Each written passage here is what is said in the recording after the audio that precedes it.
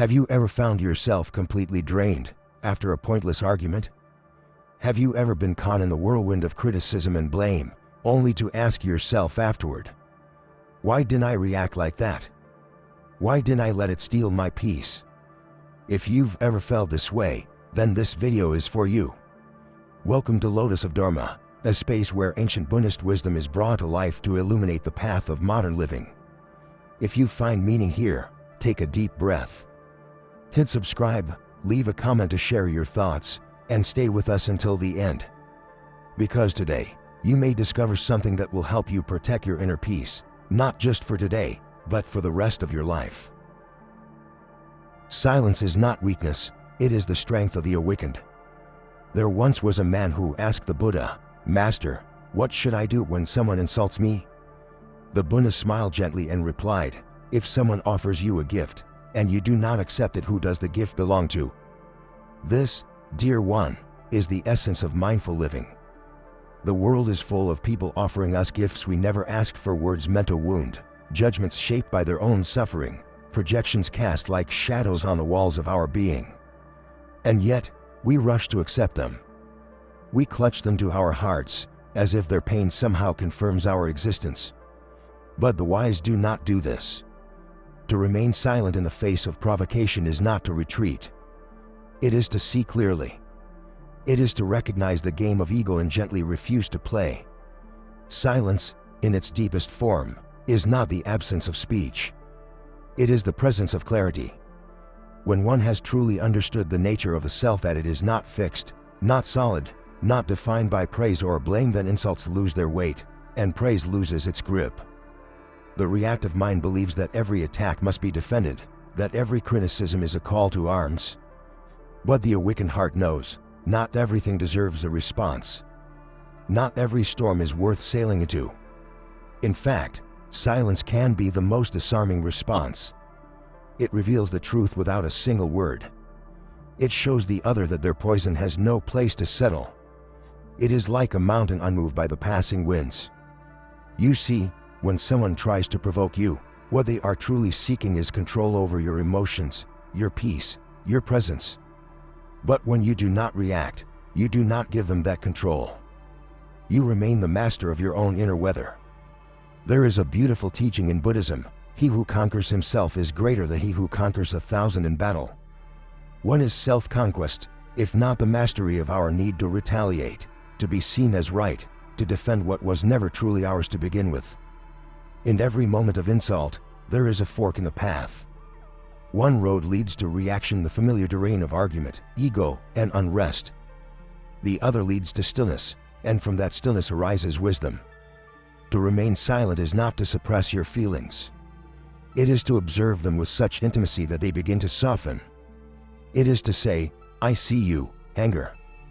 I see you, pride. But I will not let you speak for me today." Remember this: silence is not indifference. It is discernment. It is the noble refusal to let the noise of the world disturb the peace within your soul. So, when next someone hurls their words like stones, do not pick them up. Let them fall to the ground. Let them be what they are, reflections of their own pain, not yours. And in your silence, may you find not weakness, but a profound strength. The strength of one who no longer needs to be right, to be praised, or even to be understood. The strength of one who is free.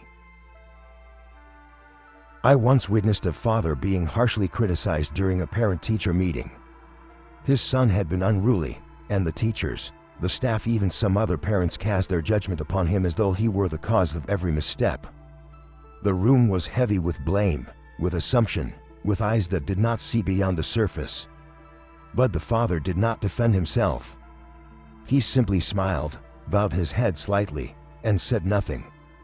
He did not explain, he did not justify, he did not resist. After the meeting, I gently asked him, "Why didn't you speak up to protect yourself?" He looked at me with a calm that seemed to come from some place deeper than words.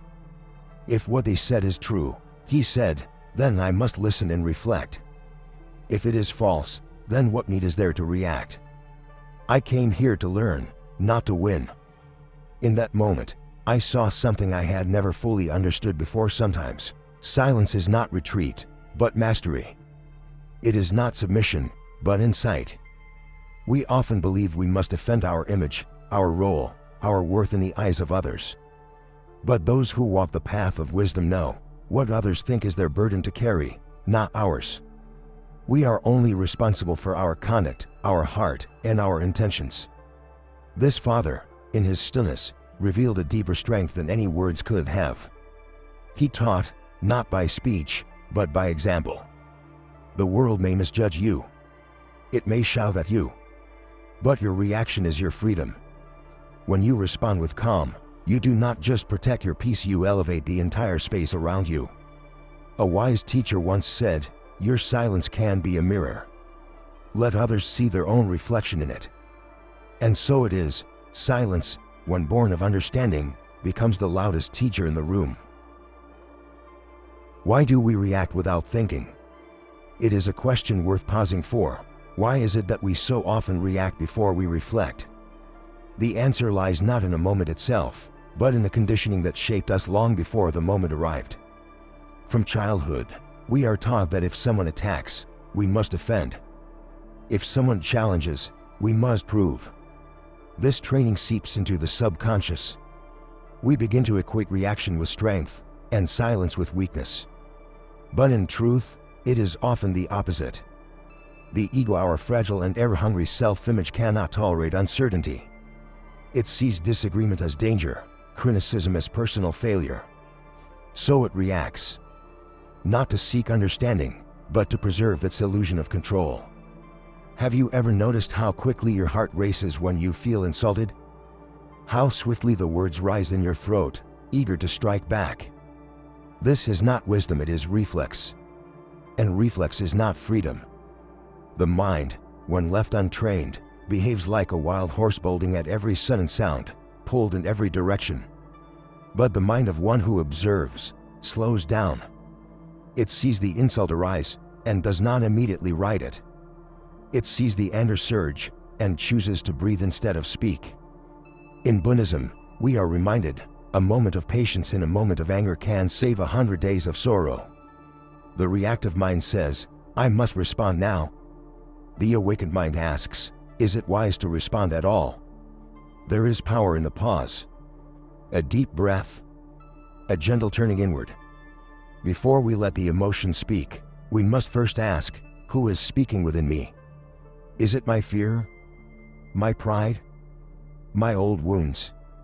Most of the time, it is not the present moment we are reacting to, it is the echoes of the past. A childhood dismissal.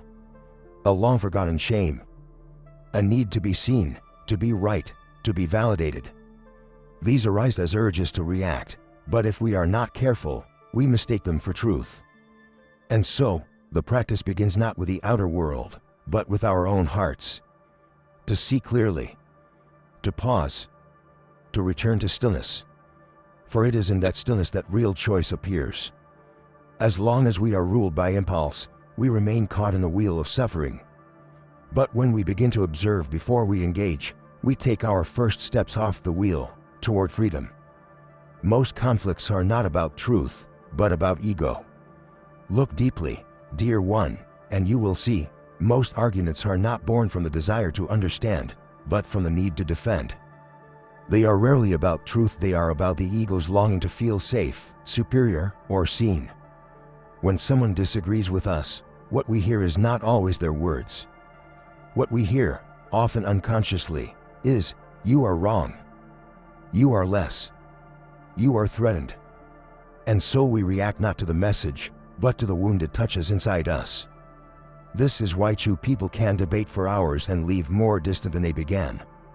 Not because the truth was elusive, but because neither was truly listening. Each was too busy preparing their next defense, too occupied with preserving their image, too attached to being right. But what is this rightness we cling to? Is it truly about principles, or is it about pride? The ego wants to win. It does not seek harmony, it seeks dominance. It feeds on comparison, thrives on validation, and panics when ignored. And so, in the midst of even the smallest disagreement, the ego whispers, Say something. Don't let them think they've won. You must prove your worth. But a wise practitioner hears that whisper and gently smiles. Because they know, truth does not need to shout. It does not need to be defended in every room. It is like the sun, it shines regardless of who sees it. And here is the paradox. The more you try to prove yourself, the less at peace you become. The more you argue, the more your soul forgets what silence feels like. In trying to be right, you may win the battle, but lose your inner stillness. So what do? We step back. Not in weakness but in awareness. We ask not, how can I win, but what am I truly defending? If it is only the ego, let it go. Not every hill is worth dying on. Not every disagreement is worth your energy. Silence does not mean you are wrong, it means you are free. True strength is not loud.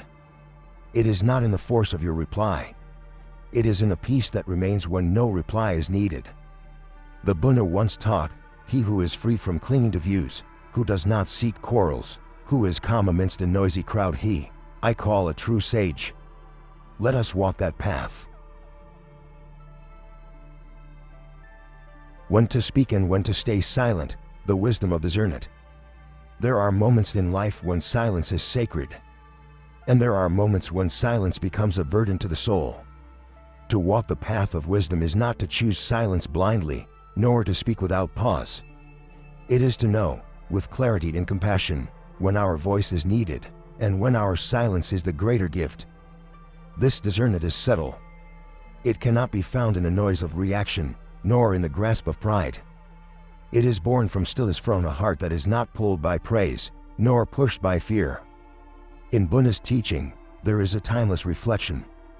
Before you speak, ask yourself 3 questions. Is it true? Is it necessary? Is it kind? If your words are not rooted in truth, they become distortions. If they are not necessary, they become noise. And if they are not kind, they become weapons, no matter how noble the intention. We live in a world overflowing with speech, yet starved of understanding. People speak not to connect, but to be heard, not to heal, but to defend. And in that, we'll lose the essence of communication, which is not the movement of the mouth but the meeting of hearts. The awakened one speaks not to prove, but to bring peace. They are slow to speak, because they know the weight of words. Words can build or break. They can plant seeds of compassion or scatter thorns of division. So they wait, they watch, they listen. There are times when speaking up is an act of courage. When someone is being harmed, when truth is being twisted, when silence would become consent and speech becomes sacred. In such moments, the wise do not remain quiet. But even then, they do not speak from anger. They speak from clarity, from a place beyond the self. But in most cases, what we call a need to speak is really a need to defend our ego. A desire to be seen as right, to be respected, to have the last word. And this is where so many fall into suffering, because we mistake the urge to react as a signal of importance. But urgency is not always truth. Sometimes it is just the echo of our wounds. You must learn to feel the space between stimulus and response. In that space is the gate to wisdom. Before you speak, rest in that space. Ask not just, what do I want to say, but more deeply, what will this create? There is a power in the voice that knows when to stay silent. Just as a musician knows when not to play a note, and in that silence, the music breathes. To speak when it uplifts, to stay silent when it protects. This is the middle way. Not silence out of fear. Not speech out of compulsion. But both, flowing from understanding. The wind does not rush to answer every leaf. The moon does not need to argue with the clouds. And likewise, the wise soul knows, not everything deserves a reaction, not every moment demands a voice. The one who has mastered this discernment walks through life like a calm river, able to carry many things, but never flooded by them. So, dear one, do not be quick to speak nor quick to suppress. Practice pausing. Practice feeling. And in time, you will hear the quiet voice of wisdom that says, "Now is the moment to speak, and now is the moment to rest in silence." The art of non-reaction, mastering inner freedom. To react is human, but to remain unmoved, to see without grabbing, to feel without lashing back, that is the mark of one who has begun to master themselves. In this life, we are not harmed by what happens. We are harmed by the way we attach to it. A word, a glance, a tone, these are but ripples in the water. But when the mind is agitated, those ripples become waves. They crash against our sense of identity, and we call it pain. We call it offense. We call it betrayal. Yet in truth, nothing can shake the one who has anchored themselves in awareness. Reaction is often the desperate voice of the ego. It says, "I must prove. I must protect. I must respond."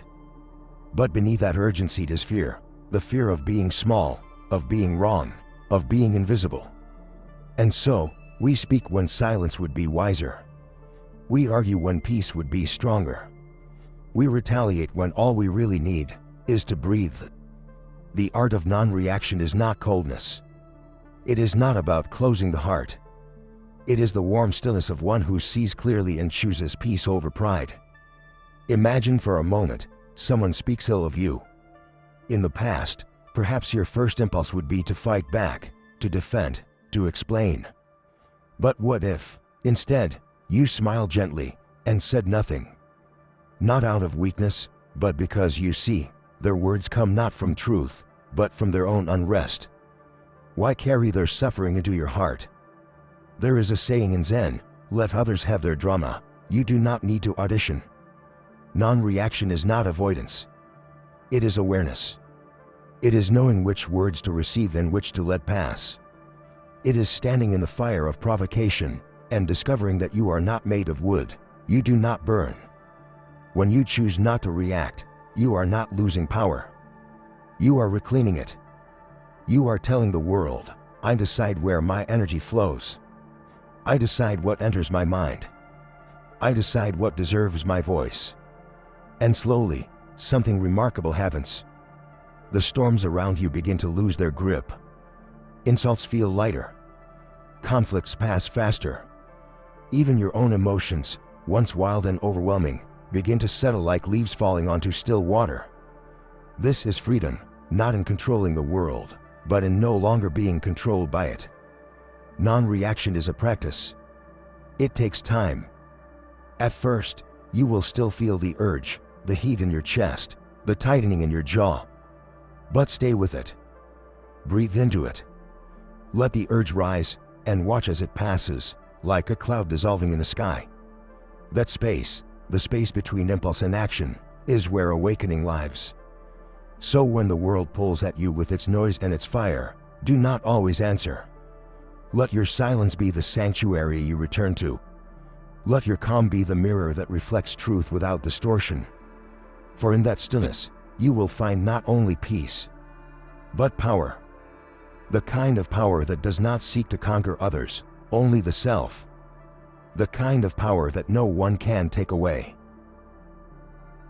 How to train the mind to stay unshaken, practices to cultivate inner strength. The untrained mind is like a leaf in the wind, moved by every gust of opinion, every shift of mood, every passing moment of discomfort. But the trained mind is like a mountain.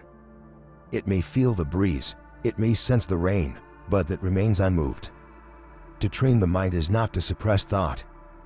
It is not to force stillness. It is to create space between stimulus and response, space between emotion and action, space enough to choose peace over impulse. This training begins with observation. Quiet, gentle observation. Not of the world outside, but of the world within. The Buddha taught, "Be a witness to your thoughts."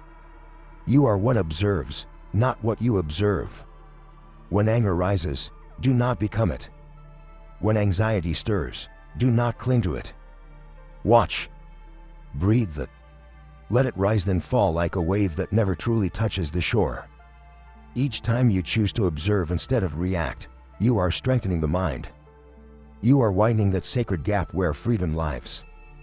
Meditation is the foundation of this path. Not a ritual, but a return to what is simple, quiet, and true. You do not need incense or chants. Just the breath is enough. Sit in stillness, close your eyes, and listen.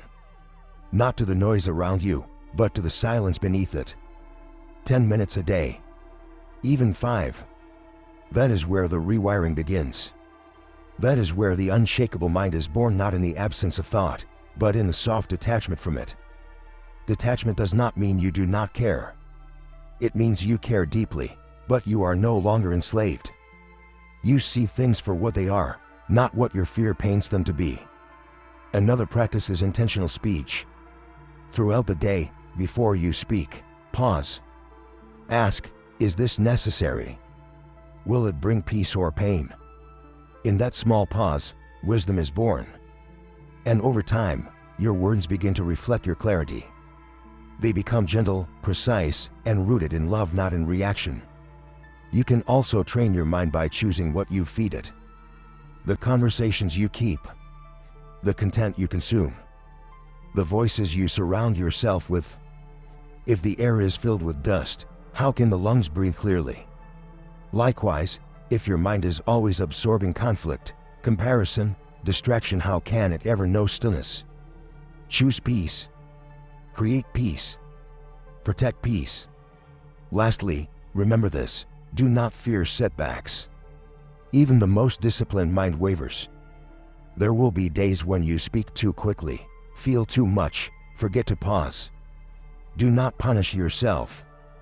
Bow to that moment. Learn from it. Return again. Training the mind is not about perfection, it is about persistence.